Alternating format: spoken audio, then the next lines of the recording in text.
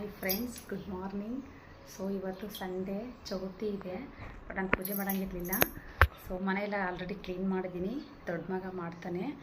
So ಇವತ್ತು ಬೆಂಡೆಕಾಯಿ ಪಲ್ಯ ಚಪಾತಿ ಮಾಡೋಣ ಅಂತ ಅಂದ್ಕೊಂಡಿದ್ದೀನಿ. ಬೆಂಡೆಕಾಯಿ ಮಸಾಲ ಫ್ರೈ ಮಾಡ್ತೀನಿ, ತುಂಬ ಚೆನ್ನಾಗಿರುತ್ತದು ಚಪಾತಿ ಕಾಂಬಿನೇಷನು. ಸೊ ನಾವು ಬೇಗ ಎದ್ದು ಮನೆಯೆಲ್ಲ ಕ್ಲೀನ್ ಮಾಡಿ ಆಲ್ರೆಡಿ ಎಲ್ಲ ಕೆಲಸ ಮುಗಿಸಿದ್ದೀನಿ. ಬಟ್ ಆದರೆ ಅರ್ಜುನ್ ಇನ್ನೂ ಎದ್ದಿಲ್ಲ. ಸೊ ಅವ್ನು ಹೇಗೆ ಮಲಗಿದ್ದಾನೆ ಅಂತ ತೋರಿಸ್ತೀನಿ, ಬನ್ನಿ. ಸೊ ಫ್ರೆಂಡ್ಸ್, ಇಲ್ಲಿ ಮೆಸ್ ಕಟ್ಟಿದ್ದೀವಿ, ಸೊಳ್ಳೆ ಕಚ್ಚುತ್ತೆ ಅಂದ್ಬಿಟ್ಟು ಮಕ್ಕಳಿಗೆ ಮೆಸ್ ಕಟ್ಟಿದ್ದೀವಿ. ಸೊ ಮೆಸ್ಸಲ್ಲಿ ಅರ್ಜುನ್ ಹೇಗೆ ಮಲಗಿದ್ದಾನೆ ನೋಡಿ.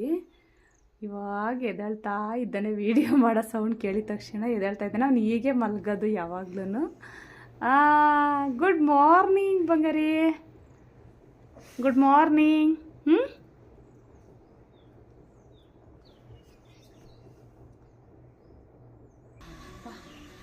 ಫ್ರೆಂಡ್ಸ್, ಸುಸ್ತಾಗ್ತಾ ಇದೆ. ಸೊ ಮನೆಯೆಲ್ಲ ಕ್ಲೀನ್ ಮಾಡಿ ಎಲ್ಲ ಕೆಲಸ ಮಾಡಿ ಸ್ನಾನ ಮಾಡ್ಕೊಂಡು ಫ್ರೆಶ್ ಆಗಿ ಇವಾಗ ಬಿಸಿನೀರು ಕುಡಿಯೋಣ ಅಂತ ಬಂದು ಕೂತಿದ್ದೀನಿ. ಸೊ ಟಿಫನ್ ರೆಡಿ ಮಾಡಬೇಕು. ಯಾಕೆಂದರೆ ಈ ಮೊದಲೇ ಹೇಳಿದ್ನಲ್ವಾ ಚಪಾತಿ ಮತ್ತು ಬೆಂಡೆಕಾಯಿ ಮಸಾಲ ಫ್ರೈ ಅಂತ. ಸೊ ಅದನ್ನು ಪ್ರಿಪೇರ್ ಮಾಡೋಕ್ಕೆ ಪ್ರಿಪೇರ್ ಮಾಡಿ ಇಟ್ಟಿದ್ದೀನಿ ಮಾಡೋಕ್ಕೆ. ಸೊ ಬಿಸಿನೀರು ಕುಡಿತಾ ಇದ್ದೀನಿ, ತುಂಬ ಸುಸ್ತಾಗ್ತಾ ಇದೆ. ಸೊ ಆಮೇಲೆ ಸಿಗೋಣ. ಹಾಯ್ ಫ್ರೆಂಡ್ಸ್, ಸೊ ನಾನಿವಾಗ ಚಪಾತಿ ಮತ್ತು ಬೆಂಡೆಕಾಯಿ ಫ್ರೈ ಮಸಾಲ ಫ್ರೈ ಮಾಡೋಣ ಅಂತ ಹೇಳಿದ್ನಲ್ವ. ಸೊ ಬನ್ನಿ ಅದು ಹೇಗೆ ಮಾಡೋಣ ಅಂತ ತೋರಿಸ್ತೀನಿ. ಎಲ್ಲ ಕೆಲಸ ಎಲ್ಲ ಮುಗಿಸಿದ್ದೀನಿ. ಸೊ ಇವಾಗ ಟಿಫನ್ ರೆಡಿ ಮಾಡಬೇಕು. ಸೊ ಈ ಥರ ಬೆಂಡೆಕಾಯಿನ ಹೆಚ್ಚಿಟ್ಟಿದ್ದೀನಿ. ಇದನ್ನ ಇವಾಗ ಆಯಿಲ್ ಹಾಕಿ ಫ್ರೈ ಮಾಡಬೇಕು. ಸ್ಟವ್ ಹಚ್ತೀನಿ.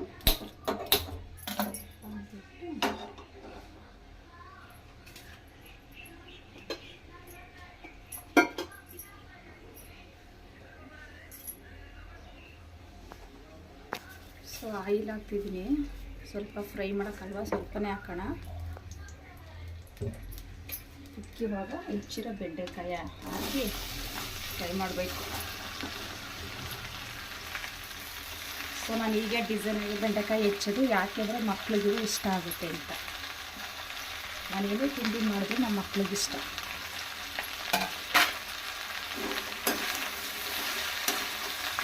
ಸ್ವಲ್ಪ ಆಯಿಲ್ ಒಂದು ಫ್ರೈ. ಯಾಕೋ ವಾಯ್ಸು ಗಂಟ್ಲು ಇಟ್ಕೊಂಡ್ಬಿಟ್ಟಿದೆ. ಸೊ ಇದು ಮಿಕ್ಸ್ ಆಗ್ತಾ ಇದೆ, ಮಿಕ್ಸ್ ಮಾಡಬೇಕು ಚೆನ್ನಾಗಿ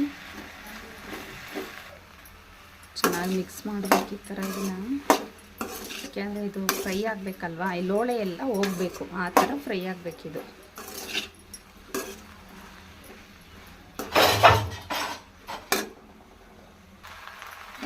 ಸೊ ಇದು ಫ್ರೈ ಆಗ್ತಾ ಇದೆ, ಚೆನ್ನಾಗಿ ಫ್ರೈ ಆಗ್ತಾ ಇದೆ. ಸಾಲ್ಟ್ ಹಾಕಿದ್ದೀವಿ.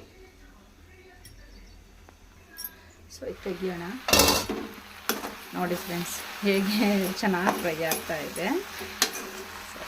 ಫ್ರೈ ಆಗಲಿದೆ ಈ ಥರ, ಸ್ವಲ್ಪ ಚೆನ್ನಾಗಿರುತ್ತೆ ಈ ಥರ ಮಾಡಿದ್ರೆ.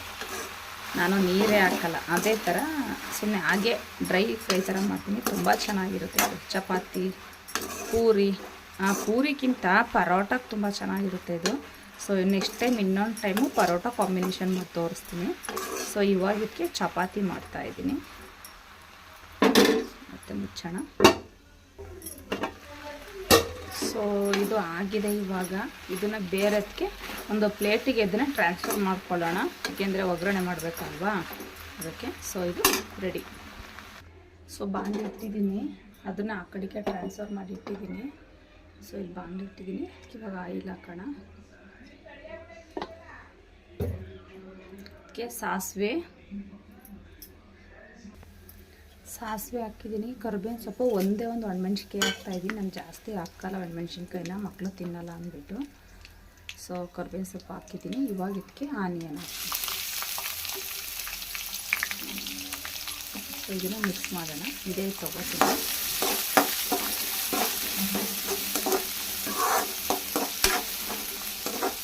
ಆನಿಯನ್ ಸ್ವಲ್ಪ ಜಾಸ್ತಿ ಇದ್ದರೆ ಪಲ್ಯ ಚೆನ್ನಾಗಿರುತ್ತೆ. ಇದು ಫ್ರೈ ಥರ ಅಲ್ವಾ ಇದು. ಸೊ ಹಾಗಾಗಿ ಆನಿಯನ್ ಸಿಗಬೇಕು. ಅದು ಬೆಂಡೆಕಾಯಿ ತಿನ್ನಬೇಕಾದ್ರೆ ಜೊತೆಯಲ್ಲಿ ಆನಿಯನ್ ಸಿಗ್ತಾಯಿದ್ರೆ ಚೆನ್ನಾಗಿರುತ್ತೆ ಟೇಸ್ಟು. ಸೊ ಅದಕ್ಕೆ ಸ್ವಲ್ಪ ಆನಿಯನ್ ಜಾಸ್ತಿನೇ ಹಾಕ್ತೀನಿ ನಾನು. ಇವಾಗೇನು ಆನಿಯನ್ ರೇಟ್ ಕಡಿಮೆ ಇದೆಯಲ್ವಾ, 100 ರೂಪಾಯಿಗೆ 6 kg ಹಿಂಗೆಲ್ಲ ಇದೆ. ಸೊ ಸ್ವಲ್ಪ ಕಾಸ್ಟ್ಲಿದ್ದಾಗ ಕಡಿಮೆ ಮಾಡ್ಕೊಳ್ಳೋದು, ಜಾಸ್ತಿ ಕಡಿಮೆ ಇತ್ತಲ್ವ ಇವಾಗ ಸ್ವಲ್ಪ ಜಾಸ್ತಿ ಬಳಸೋದು. ಟೇಸ್ಟ್ ಚೆನ್ನಾಗಿರುತ್ತೆ, ಚೆನ್ನಾಗಿದೆ ಇದು. ಚೆನ್ನಾಗಿ ಫ್ರೈ ಆಗಬೇಕು. ಸೊ ಆನಿಯನ್ ಫ್ರೈ ಆಗಿದೆ. ಇವಾಗ ಇದಕ್ಕೆ ಟೊಮೊಟೊ ಆ್ಯಡ್ ಮಾಡೋಣ. ಸೊ ನಮ್ಮ ಮನೇಲಿ ಹೇಳ್ತಾ ಇದ್ದಾರೆ ಟೊಮೊಟೊ ರೇಟು ಜಾಸ್ತಿ ಆಗಿದೆ, ಸ್ವಲ್ಪ ಕಡಿಮೆನೇ ಬಳಸು ಅಂತ. ಸೊ ರೇಟ್ ಜಾಸ್ತಿ ಆಗಿದ್ದರಿಂದ ಕಡಿಮೆ ಬಳಸಿದ್ರೆ ಟೇಸ್ಟಿಯಾಗಿರ್ಬೇಕಲ್ವ. ನಾವು ಮಾಡೋ ಅಡುಗೆ ಬಾಯಿಗೆ ರುಚಿಯಾಗಿರಬೇಕು, ಟೇಸ್ಟಿಯಾಗಿರಬೇಕು ಅಂತ ಅಂದರೆ ಅದಕ್ಕೆ ಏನು ಬೇಕು ಅದನ್ನು ಹಾಕಲೇಬೇಕು. ಎಷ್ಟೇ ಜಾಸ್ತಿ ಆಗಲಿ, ಅದೆಷ್ಟೇ ಕಾಸ್ಟ್ಲಿ ಆದ್ರೂ ಕೂಡ ಹಾಕಲೇಬೇಕು. ಸೊ ನಾನು 2 ಟೊಮೊಟೊ ಹಾಕಿದ್ದೀನಿ. ಇದಕ್ಕೆ ಸ್ಮಾಲ್ ಸೈಜ್ ಇತ್ತು, ಅದನ್ನ 2 ಟೊಮೊಟೊ ಹಾಕಿದ್ದೀನಿ. ಸೊ ಇದು ಸ್ವಲ್ಪ ಫ್ರೈ ಆಗಬೇಕು. ಇದಕ್ಕೆ ಸಾಲ್ಟ್ ಹಾಕೋಣ. ಸೊ ಇದು ಫ್ರೈ ಆಗ್ತಿದೆ, ಇದಕ್ಕೆ ಸಾಲ್ಟ್ ಹಾಕೋಣ. ಏಕೆಂದರೆ ಫಸ್ಟು ಸ್ವಲ್ಪ ಅದಕ್ಕೆ ಬೆಂಡೆಕಾಯಿ ಫ್ರೈ ಮಾಡ್ಬೇಕಾದ್ರೆ ಹಾಕ್ತಿದ್ನಲ್ವ, ಅದಕ್ಕೆ ಸ್ವಲ್ಪ ಹಾಕ್ತಾಯಿದ್ದೀನಿ. ನಮ್ಮ ಹಸ್ಬೆಂಡ್ ಬಿ ಪಿ ಇರೋದ್ರಿಂದ ಸ್ವಲ್ಪ ನಾನು ಸಾಲ್ಟ್ ಕಡಿಮೆನೇ ಬಳಸೋದು ಫ್ರೆಂಡ್ಸ್ ಮನೆಯಲ್ಲಿ. ನಾನು ಎಲ್ಲಕ್ಕೂ ಸಾಲ್ಟು, ಖಾರ ಎಲ್ಲನೂ, ಉಪ್ಪು, ಹುಳಿ, ಖಾರ ಎಲ್ಲದೂ ಕೂಡ ನಾನು ಕಡಿಮೆನೇ ಮಾಡೋದು. ಸೊ ಇದು ಮಿಕ್ಸ್ ಮಾಡಬೇಡ. ಬೇಗ ಟೈಮ್ ಆಯಿತು ಅಂತಿದ್ದಾರೆ. ಅವರು ಏನೋ ಫಂಕ್ಷನ್ಗೆ ಹೋಗ್ಬೇಕಂತ ಇವತ್ತು. ಚಲೋ ಸ್ವಾಮಿ ಬರ್ತಾರೆ, ಫಂಕ್ಷನ್ ಇದೆ, ನಾನು ಫಂಕ್ಷನ್ಗೆ ಹೋಗಬೇಕು, ಬೇಗ ಪ್ರಿಪೇರ್ ಮಾಡೋ ಟಿಫನ್ ಅಂತ ಹೇಳಿದ್ರು. ಸೊ ಅದಕ್ಕೆ ಎಲ್ಲ ರೆಡಿ ಮಾಡಿ ಮಾಡ್ತಾ ಇದ್ದೀನಿ ಬೇಗ. ಸೊ ಆಲ್ರೆಡಿ ಫ್ರೈ ಆಗಿದೆ ಚೆನ್ನಾಗಿ. ಸೊ ಇದಕ್ಕಿವಾಗ ಮಸಾಲ ಪೌಡರ್ನ ಸೇರಿಸೋಣ. ಖಾರ ಆಗುತ್ತೆ, ನಾನು ಸ್ವಲ್ಪನೇ ಹಾಕ್ತೀನಿ. ಮಸಾಲ ಪೌಡರು ಆಯಿಲಲ್ಲಿ ಫ್ರೈ ಆಗಬೇಕು. ಆವಾಗ ನಾವು ಮಾಡ್ತಿರೋ ಬೆಂಡೆಕಾಯಿ ಫ್ರೈ ತುಂಬ ಚೆನ್ನಾಗಿರುತ್ತೆ ತಿನ್ನೋಕ್ಕೆ. ನೀರು ಹಾಕಬಾರ್ದು, ಹೀಗೆ ಫ್ರೈ ಮಾಡಬೇಕು. ಇದು ಮುಚ್ಚೋಣ. ಇದೇ ಸ್ವಲ್ಪ ನೀರು ಬಿಟ್ಕೊಳ್ಳುತ್ತೆ, ಎಣ್ಣೆ ಬಿಟ್ಕೊಳ್ಳುತ್ತೆ ಸ್ವಲ್ಪ. ಸೊ ಇದಕ್ಕೆ ಇವಾಗ ಸ್ವಲ್ಪ ಇಷ್ಟು ಸಕ್ಕರೆ ಹಾಕೋಣ. ಯಾಕೆ ಅಂತ ಅಂದರೆ ಫ್ರೆಂಡ್ಸ್, ನಾವು ಸಕ್ಕರೆ ಹಾಕಿದ್ರೇ ಎಲ್ಲ ಪಲ್ಯಗಳ ಫ್ರೈ ತುಂಬ ಸೇರಿಸ್ತೀನಿ. ಇವಾಗಿಲ್ಲ, ಇದು ಚೆನ್ನಾಗಿ ಮಿಕ್ಸ್ ಆಗಬೇಕು. ಈ ಥರ ಮಿಕ್ಸ್ ಆಗುತ್ತೆ.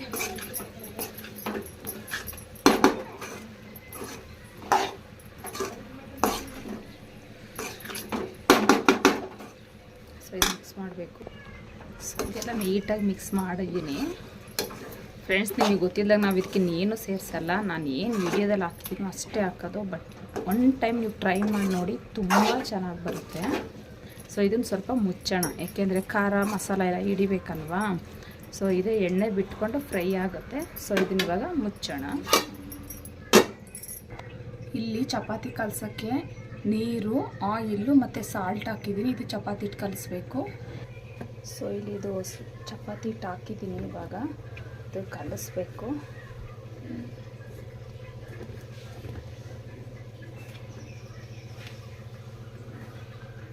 ಚೆನ್ನಾಗಿ ಇಟ್ಟು ನಾದಬೇಕು, ಆಗಲೇ ಚಪಾತಿ ಸಾಫ್ಟಾಗಿ ಚೆನ್ನಾಗಿ ಬರುತ್ತೆ. ನೀವು ಸಂಜೆ ತನಕ ಇಟ್ಟರೂ ಕೂಡ ಸಾಫ್ಟಾಗಿರುತ್ತೆ.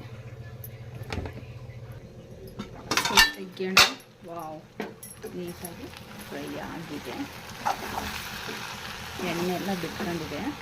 ಸೊ ನೋಡಿ ಫ್ರೆಂಡ್ಸ್, ಒಂದು ಸ್ವಲ್ಪ ನಾನು ವಾಟರ್ ಆ್ಯಡ್ ಮಾಡಿಲ್ಲ ಇದಕ್ಕೆ. ಸೊ ಆಯಿಲಲ್ಲೇ ಚೆನ್ನಾಗಿ ಫ್ರೈ ಆಗುತ್ತೆ. ಓಕೆ, ಅದು ರೆಡಿ ಇದೆ. ಇದಕ್ಕೆ ಇವಾಗ ಸ್ವಲ್ಪ ತೆಂಗಿನ ತುರಿನ ಚೆನ್ನಾಗಿ ಮಿಕ್ಸ್ ಆಗಲಿ. ಇದು ಫ್ರೈ ಆಗಿ ಮುಚ್ಚಿರ್ತೀನಿ ಹಾಗೆ.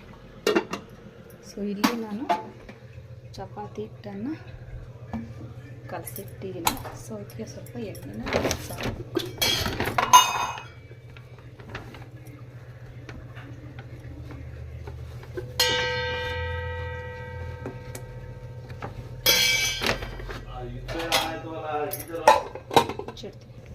ಸೊ ಇದು ತೆಗಿತೀನಿ. ಚಪಾತಿ ಹಿಟ್ಟೆಲ್ಲ ಕಲಸಿ ರೆಡಿ ಮಾಡಿ ಮುಚ್ಚಿಟ್ಟಿದ್ದೀನಿ ಅದನ್ನು. ಸೊ ಇದು ಕೂಡ ಚೆನ್ನಾಗಿ ಫ್ರೈ ಆಗಿದೆ. ಸೊ ಹೋಗಿ ಇದೆ ಸಾರಿ. ಸೊ ಇದಕ್ಕೆ ಕಾಯಿ ತುರಿ ಮಿಕ್ಸ್ ಮಾಡ್ತಿದ್ದೀನಿ. ಕಾಯಿ ತುರಿ ಹಾಕಿದ್ರೇ ಅದು ಟೇಸ್ಟ್ ಚೆನ್ನಾಗಿ ಬರೋದು. ಸೊ ಇದಕ್ಕೆ ಇವಾಗ ಕಾಯಿ ತುರಿ ಮಿಕ್ಸ್ ಮಾಡ್ತಾಯಿದ್ದೀನಿ. ಕೊತ್ತಂಬರಿ ಸ್ವಲ್ಪ ಹಾಕಬೇಕು, ಹೆಚ್ಚಿಟ್ಟಿದ್ದೀನಿ. ಸೊ ಇದು ನೀಟಾಗಿ ಮಿಕ್ಸ್ ಆಗಬೇಕು. ಸೊ ಚೆನ್ನಾಗಿ ಮಿಕ್ಸ್ ಆಯ್ತು. ಇದು ಬೆಂಡೆಕಾಯಿ ಫ್ರೈ ಆಗಿದೆ. ಇವಾಗ ಇದನ್ನು ಆಫ್ ಮಾಡಿಬಿಟ್ಟು ಕೊನೆಯಲ್ಲಿ ಕೊತ್ತಂಬರಿ ಸೊಪ್ಪು ಹಾಕಬೇಕು, ಏಕೆಂದರೆ ಇಲ್ಲಾಂದರೆ ಅದು ಕಪ್ಪಗಾಗುತ್ತೆ. ಆಗಿದೆ. ಸೊ ಇದನ್ನು ಆಫ್ ಮಾಡೋಣ.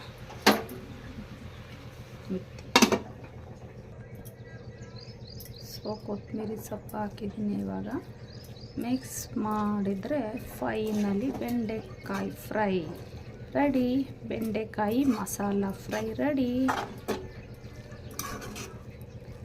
ಸೊ ಓಕೆ, ಇವಾಗ ಚಪಾತಿ ಒತ್ತಡ. ಸೊ ಫ್ರೆಂಡ್ಸ್, ಚಪಾತಿ ಸಾಫ್ಟಾಗಿ ಉಬ್ಬಿ ಬರಬೇಕು ಅಂತಂದರೆ ಏನು ಮಾಡಬೇಕು ಟಿಪ್ಸು, ನಾನು ಹಾಗೆ ಮಾಡೋದು.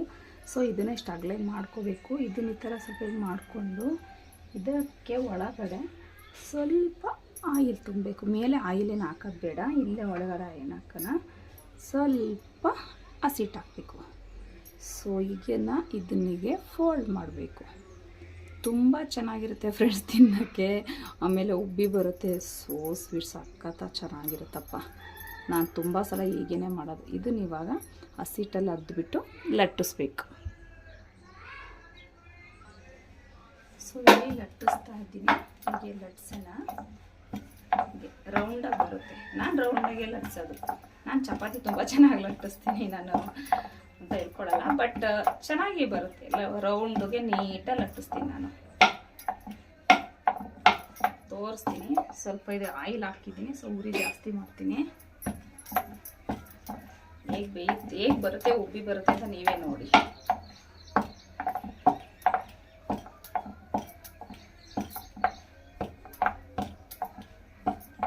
ಈ ರೌಂಡಾಗಿ ಆಯ್ತಿದು. ಸೊ ಇದನ್ನ ಇವಾಗ ಇಲ್ಲಿ ಹಾಕೋಣ.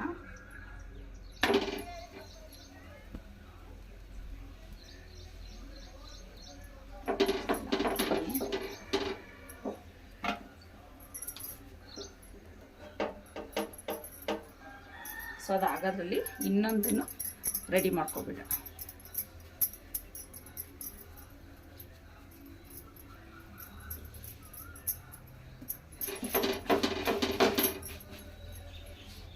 ನಾನು ಆಯಿಲ್ ಹಾಕಲ್ಲ, ಮೇಲೆ ಹಾಕಿರೋ ಒಳಗಡೆ ಹಾಕಿರೋದನ್ನ ನೋಡಿ ಹೇಗೆ ಸುತ್ತಾ ಇದೆ. ಸೊ ನೀವೇ ನೋಡಿ ಹೇಗೆ ಉಬ್ಬಿ ಬರ್ತಾ ಇದೆ. ಸೊ ನೋಡಿ ಈ ಥರ ಮಾಡ್ಕೊಂಡಿದ್ದೀನಿ. ಇವಾಗ ಇದಕ್ಕೆ ಒಳಗಡೆ ಹಸಿಟ್ಟು ಮತ್ತು ಆಯಿಲ್ ಹಾಕಿ ಇದು ಮಾಡಬೇಕು.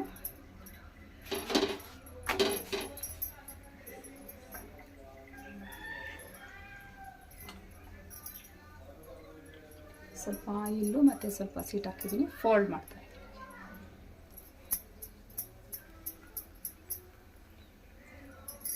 ಇದು ಮಾಡೋಣ.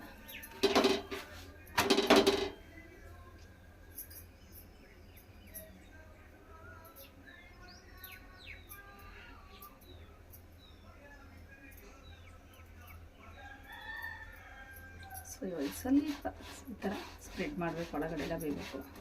ನೋಡಿ ಫ್ರೆಂಡ್ಸ್ ಹೇಗೆ ಉಬ್ಬಿ ಬಂದಿದೆ. ಸೊ ಇದನ್ನ ಇವಾಗ ತೆಗೆದು ಆಲ್ಟ್ ಬಾಕ್ಸಿಗೆ ಹಾಕೋಣ. ಸೊ ಆಲ್ಟ್ ಬಾಕ್ಸಿಗೆ ಕ್ಲೋಸ್ ಮಾಡಬೇಕು. ಸೊ ಇವಾಗ ಇನ್ನೊಂದು ಚಪಾತಿ ಲಟ್ಸಿದ್ದೀನಿ. ರೆಡಿ ಮಾಡಿದ್ದೆ ಎಲ್ಲ ಹಾಕ್ತಾಯಿದ್ದೀನಿ.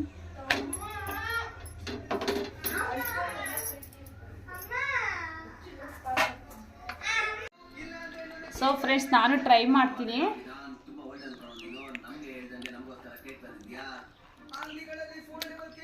ಇದೆಯಾ?